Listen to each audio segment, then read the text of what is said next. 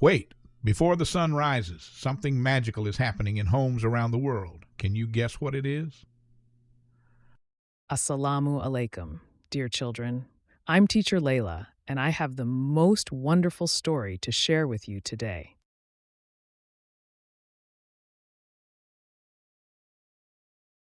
Every year, when the crescent moon appears in the sky, Muslims everywhere celebrate the blessed month of Ramadan. But did you know that Prophet Muhammad, peace be upon him, taught us special ways to make this month even more beautiful? These are called sunnah. That's right, Omar. Let me tell you about the first sunnah. Before the sun comes up, families wake up for a special meal called suhoor. Child Omar, I love suhoor. We eat dates and drink milk, just like the Prophet did. The Prophet Muhammad said that eating suhoor brings blessings to our day. It gives us energy and reminds us to be grateful for our food. After suhoor, we make dua, talking to Allah with our hearts. The Prophet taught us that our prayers are very special at this time. Child Omar, I ask Allah to help me be kind and patient during Ramadan. During the day, the Prophet loved to read the Quran.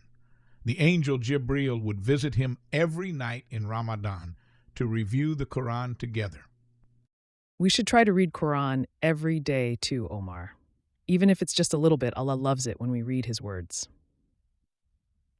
Child Omar, teacher, Layla, what else did the Prophet do during Ramadan?